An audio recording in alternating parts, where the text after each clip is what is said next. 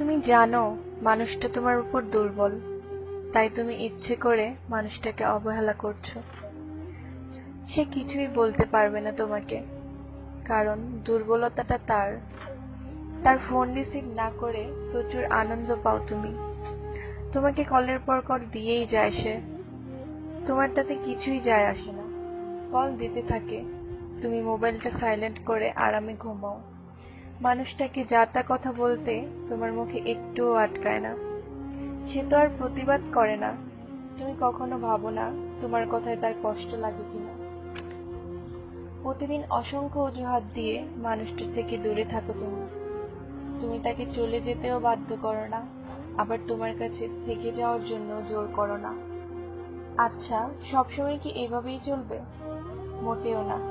তোমার পিছে লেগে থাকা মানুষটাও একটা সময় বদলাবে। তোমাকে আর Likey